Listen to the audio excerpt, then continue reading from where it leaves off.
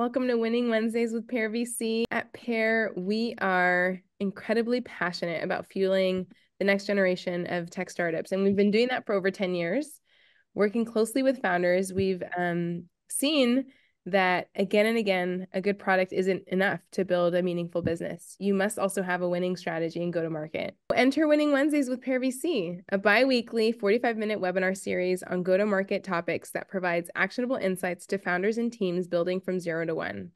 Our webinars are broken up into 2 parts. Part 1 is a 20 to 25-minute presentation from a guest with go-to-market expertise, and Part 2 is a lively Q&A.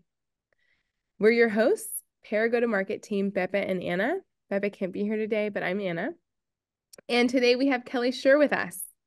Kelly specializes in all things startup sales. As an early hire at Intercom, Box, and FlockJ, they understand what it takes to go from 0 to 1. Kelly believes that sales is not a one-size-fits-all process and is passionate about working with founders to build custom sales and go-to-market motions. Now at Canada Group, Kelly works with early and growth stage startups to build their sales strategy and drive revenue growth. We invite you to turn on your cameras and engage with reactions as Kelly shares their presentation. After their remarks, please participate actively in our Q&A. Without further ado, Kelly, the floor is yours. Beautiful. Thank you so much, Anna. Thank you all for being here. I'm excited to hopefully get to know you a little bit better over these next 45 minutes. And so, yeah, I know this time's going to go quickly, so I'm just going to go ahead and kick us off. Give me 1 second. So what we're going to talk about today is really, talking about how to go from 0 to 1 in your sales motion and how to build out that early sales strategy and sales motion for startups. As Anna mentioned, I've been in tech sales for the last 15 years. I'm really passionate about working with these early and growth stage startups to figure out, hey, what is a way that we can sell the product that feels in line with you as the founder and in line with your product and, the buyers. And so I spend a lot of time working with founders to figure that out, and excited to be with you all to do that. My experience, I've been everywhere from, pre-seed founding team all the way through IPO. So I'm going to keep most of my advice to this like more early stage, but happy to speak to the rest if you are interested. All right, let's do it. So first half, like Anna said, I'm going to talk at you a little bit. Apologies for that. And then the second half, we'll open it up to the questions from you all. So one of the things I always like to start with founders specifically is taking some time to really think about what sales is. A lot of us, a lot of founders that I work with, when I'm like, hey, you are going to be the company's first and best salesperson, kind of weep silently to themselves and have a lot of existential angst about, having to do sales.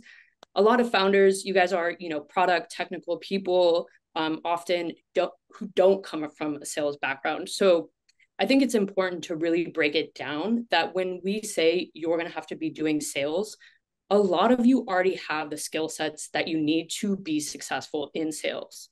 So the best sales reps aren't people who are like shoving product down people's throat or getting up there in some like spiffy suit on Shark Tank and like pitching a product.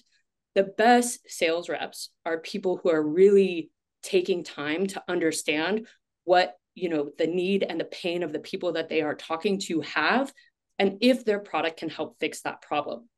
At the end of the day, that is really all that sales is, right? Sorry, my fault there. Oh, there goes my dog. Sorry about that. My dogs, my cats, everybody will come on. So the way that you do that is by asking a lot of questions and listening. If you are talking to people who have no pain or need for what your product solves, your time is best spent somewhere else. Like, I'd really recommend you to move on. So a ton of you already have listening and like asking questions as, things that you're good at. That's how you got here as a founder. The other thing is that sales is a very, very heavy kind of task-oriented function. You are trying to get people to move through a sales funnel, and people are very busy. The number one thing that you're selling against when you're selling to people is that people are just busy. You are selling against time. And so a lot of your job when you are doing sales is to kind of work with them to figure out how are we going to take you from, hey, I sent in a message saying that I'm interested in learning more, to actually like a closed deal? And that requires a lot of emails, calls back and forth, and project management skills. So that's just one thing I always like to open with. The other thing is to say that like the best type of salesperson for you to be is you, right? If you are like deep nerd product eng background, don't try to be some like suave Shark Tank salesperson. Like, you know the buyer, you know the end user, like talk to them and be you. And we'll get more into like why that's so important. So, like I said, I am a big advocate of really that the founders should be the first. And honestly, most of the time, you will be the company's best salesperson. And the reason for this is that you all have a natural passion for this product, this space, the end user. And that passion is going to sell better than any kind of sales tactic or trick that I could teach you, right? And so even though sales is uncomfortable, right? Like, if you are waiting for the day that you feel really confident in your ability to sell, or you feel like you wake up and you're like, yeah, I'd like love to cold call somebody today. Like, that's never going to happen. That doesn't even happen for me. I'm sure it doesn't happen for Anna. Like, nobody wants to do that. It is uncomfortable. It is uncomfortable to like send a message to somebody that you went to high school with 10 years ago to ask for, a meeting. Sales by nature is a bit uncomfortable. And so some of the advice that I give to founders is to like try to break down this nebulous thing that is sales and make it a lot more kind of micro actionable tasks. And this will help you move kind of out of your head and get past that discomfort with sales to just get that top of funnel and engine going in your sales funnel, and then help you really like move people through the funnel. Said funnel a lot of times right there. So I always recommend founders be the one to close, the first kind of 10 to 20 deals. And some things that you can do to keep yourself honest and like work towards this goal is I recommend giving yourself kind of weekly activity quotas. So you guys all have a million things going on. You have no time. You're being pulled in a million different directions. And so doing things like, blocking an hour out of your day every day on your calendar to do sales is really helpful for making sure that you actually stay accountable to doing those things. And then, like I said, give yourself activity quotas every week, which isn't fun. Like, nobody started a company to like have a quota, you know what I mean? Like, I get it, it's not fun. And in that, it can be things like, hey, I'm going to reach out to 10 new people over LinkedIn every week. Hey, I'm going to reach out and set up 3 virtual coffee meetings with people in my network every week. Hey, once a month, I'm going to reach out to our VCs and ask for intros, right? So just making more kind of smaller action-oriented tasks to help you meet this bigger kind of looming thing of closing a lot of revenue, right? It'll just make your world smaller. It'll give you less anxiety. So that is one advice that I always have. For me, when I was part of FlockJ, I was part of the founding team. So I was the first one to close our first, $1 million. I was the first one to close the first 20 deals. And when I started, I was like, oh, look at me. I'm 10 years into my sales career. Wait till they see this like really fancy negotiation move that I have. And I was surprised because it's not about that at all. The thing that will help you close your first 20 deals is things like this, weekly activity where you're reaching out to 10 new people on LinkedIn, where you're going to 3 events a month. Some advice that I got when I was at FlockJ and, trying to close those first 20 deals was, if you have any social capital, you're going to want to cash it in right now, right? Sales is incredibly hard. And so don't make it harder for yourself than it needs to be. Work your network. And by that, I don't mean like go to a networking event, although you can also do that. I mean, look through past colleagues, look through, friends that you've had from high school, college, wherever, and see, are there anybody there that you can set up meetings with just to talk about, hey, is this somebody who could potentially use your product one day, right? So that's my advice. And then we'll talk more about this, but I would say for founders to really focus on the top of the funnel more than anything. And the reason that I say that is because you, once again, are the company's like best person to drive awareness and interest around the problem that your product is solving.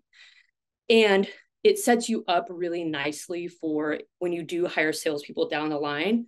You will have a kind of big database of people who maybe attended an event that you hosted, subscribed to your blog.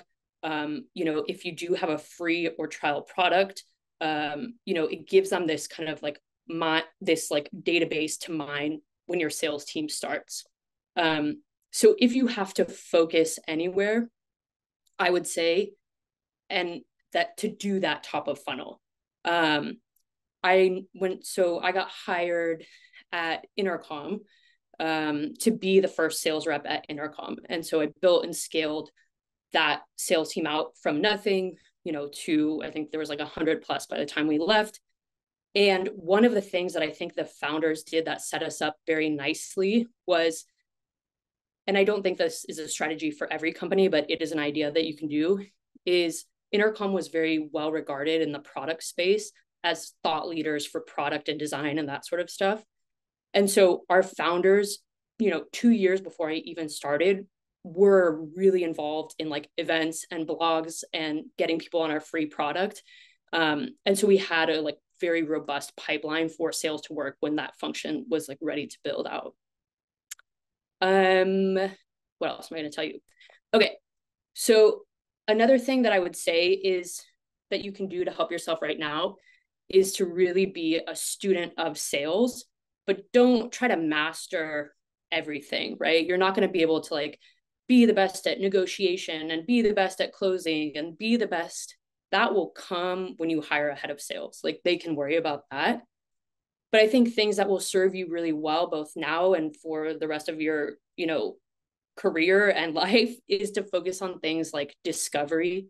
And when I say discovery, that's the point where you're talking to people to really understand if they have a pain that your product can solve. The other two, we could spend hours on all three of these. So I'm so sorry I cannot go like super in depth with all of them. But yeah, so for discovery, it would be things like getting on calls with people, asking a lot of questions to understand if there is a pain that your product can solve. Execution, so just remembering to like, you are selling against people's time. You need to follow up with everybody that's interested in your product multiple times, typically speaking.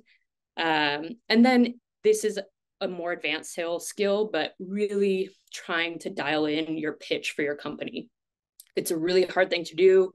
There's a lot of people that can help you with it, but trying to, do your pitch as many times as possible and pay attention to which part of the pitch is landing for people and resonating with people and developing it to something that, future sales hires can use.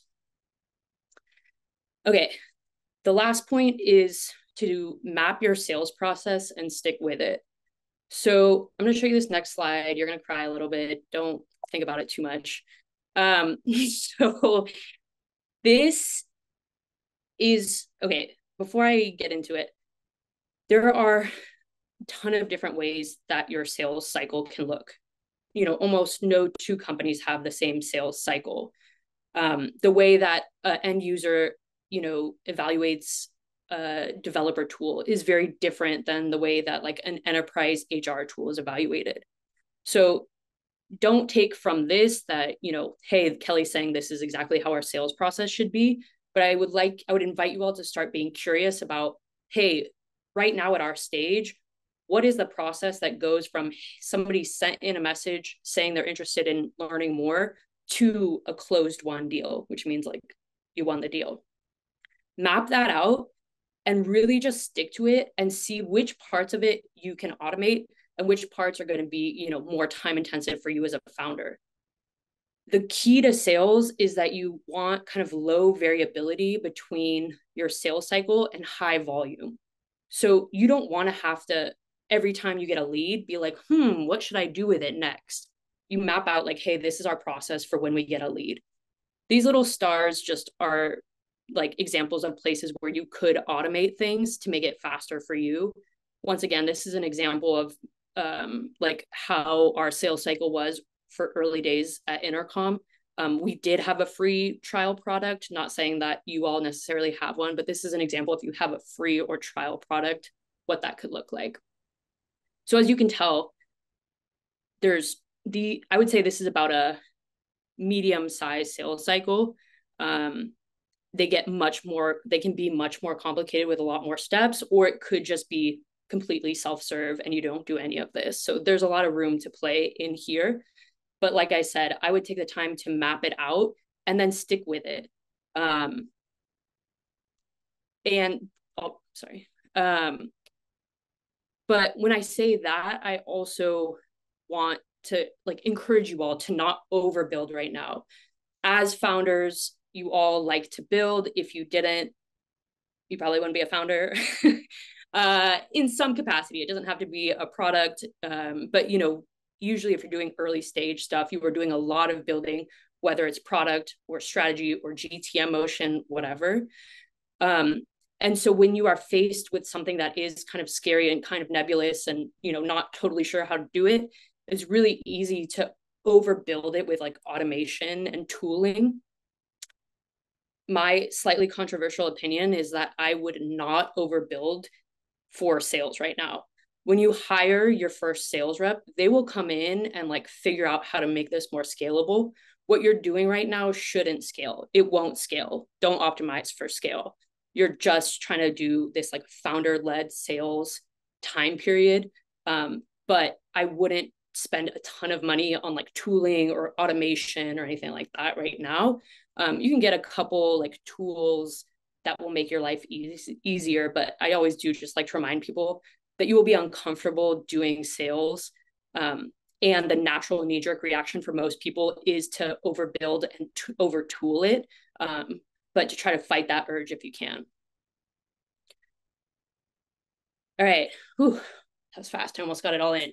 Okay. So just a little bit more about me. So I now run what's called Canda Group, and it's a sales and enablement consulting group that's for startups. Really, we're focused on helping sales teams increase revenue and improve their performance. So these are some of the companies that we've worked with. We typically work with B2B SaaS companies that are typically in the like A to C, Series A to C range, but we will occasionally also work with seed and pre-seed companies. And so if you are sitting here and do need some help building out your sales function, feel free to shoot us a note. Typically, we will work with companies when they're at that stage where they're just about to hire their first salesperson, or they have hired their first salesperson, or you're getting into a big kind of scaling of your GTM motion and you need help, figuring out strategy and building, things like playbooks and onboardings to support that as you scale. I'll leave you guys with my contact information at the end. I am like old school tech nerd all the way. I love to talk about like nerdy tech stuff with founders. And so you're always welcome to like drop me a note, drop me an email, shoot me a message on LinkedIn. And I'm always happy to chat. But good thing for us, we have about 20 minutes for questions. So I will open the floor up. I really am very open to any and all questions. Doesn't necessarily mean I'll have an answer for you, but don't be shy. Would love to hear your thoughts and questions about anything. Or Anna, if I missed anything. No, that was awesome. Thank you so much, Kelly. Yeah, of course. So many nuggets in there. I want to sort of summarize. We have a few people that have just started joining us. So I want to summarize the conversation so far and then jump into some questions. So folks, if you have questions, now's the time. You can drop them in the chat, unmute, raise your hand, anything. We're very happy to take questions. But some of the key notes that I took as Kelly was talking was that it's really important to remember that sales isn't trying to become someone else. It's truly being who you are and trying to solve a problem effectively for your users and bringing all of who you are to that and not trying to become some other type of salesperson. The best type of salesperson to be is you. And And then it's really important for founders early on to build a process and to give themselves an activity quota. So tracking, what to do with a focus on the top of the funnel more than anything else, because you as founders are the best people to drive awareness and interest. And there were then three core sales skills that Kelly mentioned we should focus on as early founders. And that includes discovery, which again could be, it actually will be an entire session on its own. Our next session is all on discovery. So join us Nice. for that one. I love discovery. um, Execution and remembering that you're selling against people's time. And then dialing in your pitch. So really honing in on what's resonating. And I would say I would add customizing that pitch, right? Depending on what you've uncovered in discovery, a Yeah. pitch, aligning your pitch to what you're hearing there. And then mapping your sales process and sticking with it. It's really important to know what that lead flow is and making sure that you're managing each step accordingly. And then really good final kind of word of wisdom to not overbuild. I think it's so true. A lot of founders want to really kind of go for scale right away or overdo the tooling, and that really doesn't matter. Instead of optimizing for scale, I think you should optimize for learning early on and for really building that closeness and awareness to your market and to your users. So that's a short summary of That was good. all of I the was like, wow. information.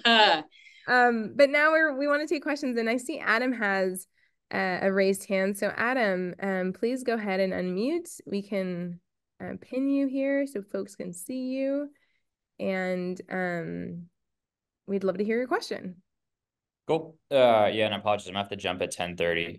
But wondering if you can spend a few minutes talking through tech stack. So CRM is kind of the big one that we're working through. We're using HubSpot currently. Kind of sucks. Love your thoughts on CRMs.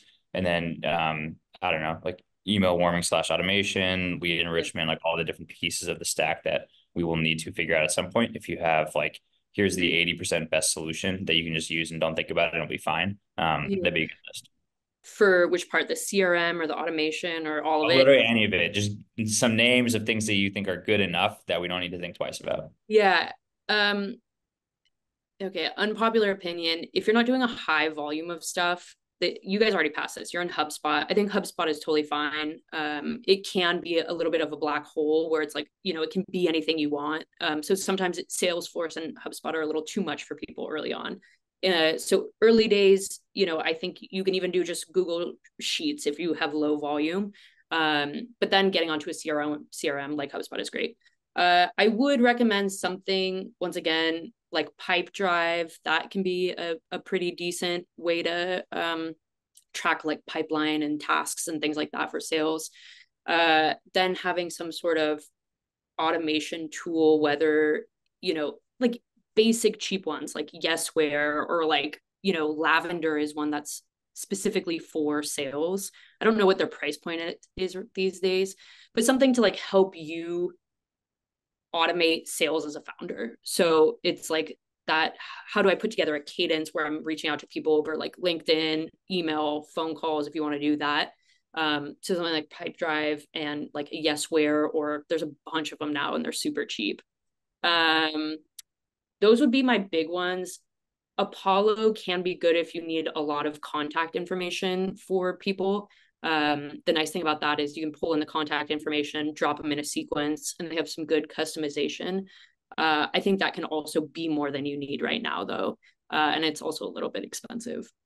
But yeah, the big ones are, I actually don't really think you need a contact finder. Some people really want it, but like contact finder, a CRM, which like Pipedrive, something like that, and an automated email cadence builder where you can have like first touch is a manual touch, second touch is automated touch, that sort of stuff. Beyond that, it just depends on, I don't think you need like an auto dialer, like nobody's cold calling like that. Like, if you are, like, respect, but yeah, those would be my big ones right now. I would Cool. add a few more. For if you don't like HubSpot, Close is another one, another good Close is alternative. good. Yeah. And then I think it's really important to record calls early on, because you won't have like the wherewithal to track notes, and like I mean it's just really hard. It's almost like impossible. So some sort of call recorder. There are a Yeah. million, Otter, Yeah. Fireflies, Gong. Yeah. It can be overkill for a founder, but really good to have a summary and then easy follow up. And then Sales Yeah. Navigator, LinkedIn. I Sales think nav. Yeah. also could be Yeah. better than Apollo, I think, early on for a lot of Yeah. founders. I wouldn't recommend Apollo yet. Just like when you hire salespeople, they can decide if they want it. But yeah, Sales Navigator is a great one. And I agree. Also, Otter is probably my favorite. For one thing I forgot to mention in my presentation is when you all are taking calls, this is like really rich time for figuring out if you have product market fit. If you're talking to 100 people and nobody has a pain that your product solves, like, you might have a little product market fit problem. And that's why you want to focus on top of funnel so you can get a lot of volume of calls, right? And so something that can be really helpful, we did this at Intercom and it was gold, is to record the calls, have something that's automatically transcribing it and share it out with your product and marketing teams. And that just helps them because they're not talking to customers or prospects as much as you are. So it helps them figure out, hey, are we like building the right thing for this user and how are we marketing in that? So if you can record and automatically transcribe and share out any call that you're having, your team will love that. Thanks, Adam.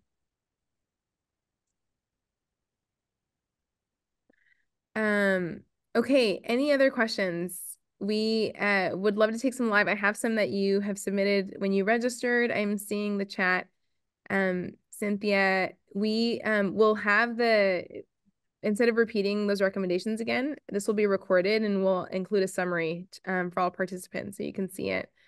But happy to take questions. And we have Neha has a question. So I'm gonna go to you, Neha. You can go ahead and unmute and I'll pin you and please ask your question. Thank you guys. That was a pretty great session. Thank you for that nuggets on how to break down sales because it is nebulous, like you said. I just had a question that for somebody who's building in the developer tool space, Yeah. your suggestions on initial sales because it's kind of hard. Yeah, your thoughts on that. That would be really helpful. It's really hard. I also don't know I do know how we ended up here, but we work with a ton of developer companies. Like most of the companies we work with are developer focused. And I think founders are the best people for developer sales because you know how to you're probably technical, you know how to talk to developers. I think some of the things that you can do is really tap into being consultative. So do you have like a free or like, is it open source? You're doing like a trial? Doing a free trial, but the product is not like, the final version of it. It's still Yeah. quite in the nascent Yeah. stage. Yeah. So there's a million ways you can go with it, but to give you like a quick one is people always love to talk to the CEO. So if you see somebody sign up for a trial and they're from a company that is like your ideal company, ideal user, I would shoot them an email and be like, hey, like I'm the CEO, like I saw that you signed up for the product. I would love to hear how it's going. We're early days and would like really value to hear how your experience has been so far. And don't try to be like sell. But people love to talk to CEOs. It's like, oh, that's cool. Little old like developer me gets to talk to the CEO of the company.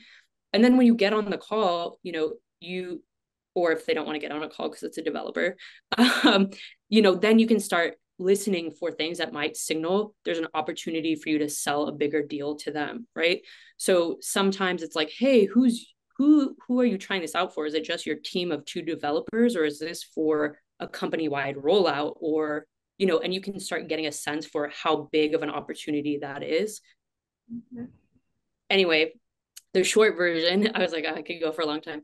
The short version is I would look for people that are signing up for the trial and then take time either to figure out yourself manually, like who they are, what company they're from, what their title is. If they are your target buyer, shoot them an email from you as a CEO being like, I love that you signed up for our product, would love to hear how your experience is going and help you make the most of your trial. Are you open to that? Most people will say yes. And then you start asking those discovery questions, to figure out why they signed up for your product. And if they're telling you answers that might signal there's an opportunity for you to sell a bigger deal, then, book a phone call, do that sort of stuff. Does that answer your question? Kind of just clarifying. So for developer tools, it makes sense to have like a usable version of the product out there before you can actually sell. Yeah, yeah, for sure. Get as many people going on it. Yeah. And with the caveat that it's always you always want to speak with people before you build something, right? Because what ends up happening is you think you have a really good idea, that you build it and nobody wants it, and so it's tricky to sort of do those hand in hand. But you want to try to have as many prospective interviews with folks Yeah. if you can, and then build something, and then when you're ready to kind of go to market in a broader way. A few things that I've seen work really well for developers is having a Slack community. So again, a lot of these folks like don't necessarily want to jump on a call. They rather communicate in these async ways. And so having a space where that's possible, where you're available to them and your development team's available to them, tends to work really well for developers. And then also having a ton of content that they can explore, like putting stuff on your site that they can like dig into, play with. Developers really, from my experience, like to be hands-on, right? And so building as much of a, kind of build your own experience model, I think it tends to work really well for them. Okay. And developers, they like talking to other technical people. They just don't want to talk to people that aren't technical. So if you're like, hey, like let's talk about what you're trying to do with the product, and they realize pretty quickly that you can speak their speak, talk their talk, they'll open up to you a lot more. Yeah, that's a great point. Thank you, guys. Yeah. Okay, we have a question in the chat, so I'll just read it out loud. It says, we're building higher education software and we're approaching it mostly bottoms up by reaching out to faculty members at universities. What are your thoughts about a long trial versus a freemium model to acquire users in the universities before reaching out to university officials? Okay, so the question is, what are the thoughts about a long trial versus forever free? Is that kind of the gist of it? That's what I'm getting. Please correct us if that we're not understanding that correctly. Sepide. That's how I read it as well. Oh, hey, I can jump in. Yeah, so we were thinking about whether we should have like a freemium model for, faculty members if they want to like use the system by themselves. And without the, some of the features or some of the, higher analytics, higher level insights, organizational stuff. Or we should just give them like a, long trial for some time, or just, I don't know, use it for a semester to just get some users in the university, and then, start reaching out and say like, hey, after this time, the university should pay for this, so we're trying to see what would be like a better strategy, or if you have any other suggestions or thoughts about, because we really want to approach it like bottom up mostly. But we want to see how we can navigate it in terms of what we can give and how to, approach it in both ways.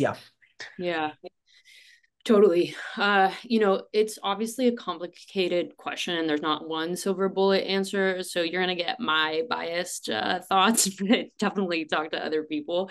So in my experience, if you give people a 2-week trial or a 6-month trial, they're going to use the last 3 days of it. Like, it doesn't matter how long it is. They're not going to do anything until the very end. And then they're going to try to get everything in. So me personally, I'm a fan of make it very easy for people to start using your product. So like a very frictionless experience to get in and use the product. So I personally like, a free model or like a free trial. I think looking at activation metrics can be more powerful than just like time, like 2 weeks versus 6 months, to figure out like how long does it take for people to start using your product and get hooked to your product. That will look different for you than for another company. But I think looking at activation metrics can be really powerful at this stage. So trying to answer your question, my personal 2 cents, I prefer a free frictionless product, especially at this stage where you don't want a lot of friction in your process. You want people in and using it as much as possible. So at this stage, I am more of a fan of, just free or free trial. I wouldn't really push out past 2 weeks of a trial. I don't think people use it a ton after that. Yeah, I agree completely with that.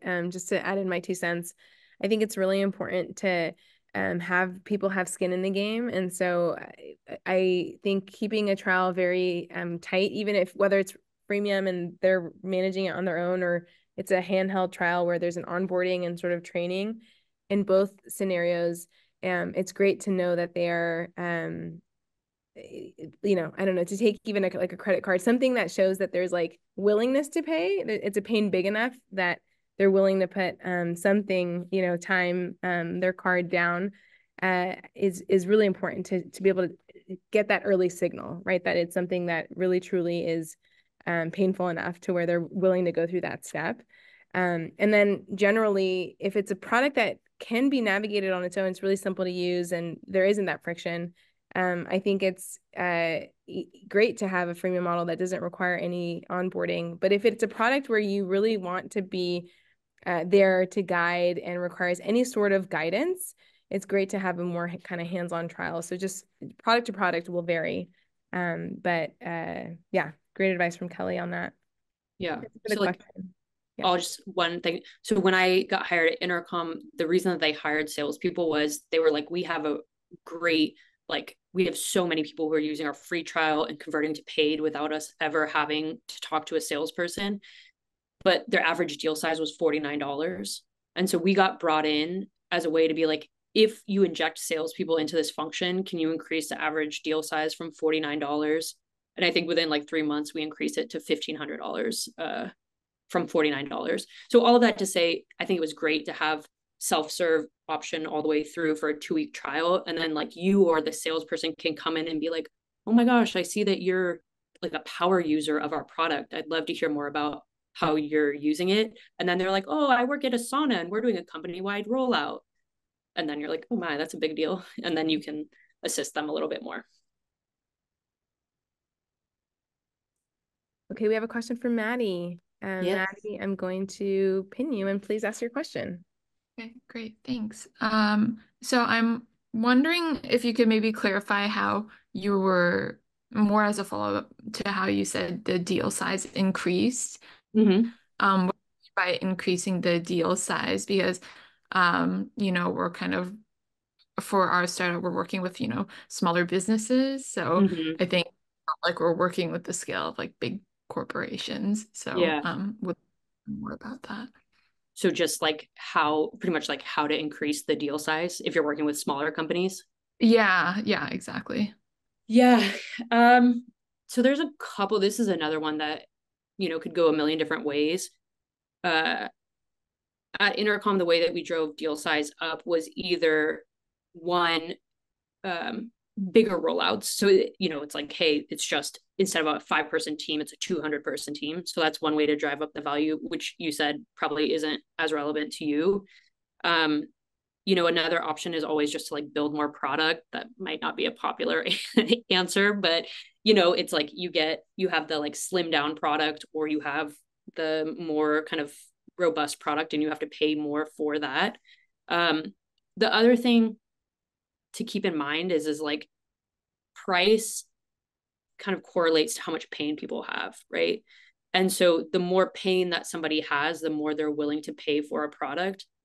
That being said, you also need to match your product to like the offering to the price tag, right? So it's kind of a combination of, can our product support, is there enough product that we're delivering on to support this price point? If you're asking for $5,000 a month, but there's not enough functionality there that people see $5,000 worth of value in, they're not going to pay it.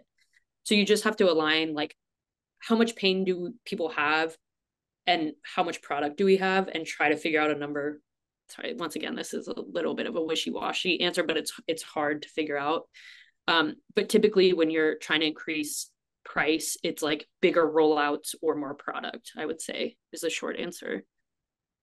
I don't know, Anna, if you have anything you would add to that. Yeah, I was thinking the exact same thing in just different words. It's just a broadened use case, right? So an ability to either tangibly, like where they don't need explanation, see more value, or in Kelly's case, which the example she was sharing with Intercom is when you get a salesperson involved, they're able to communicate more value and help kind of navigate the buyer down that journey of spending more. And so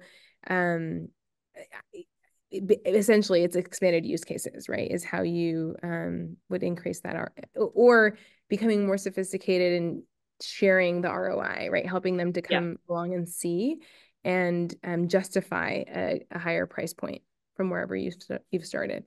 Yeah.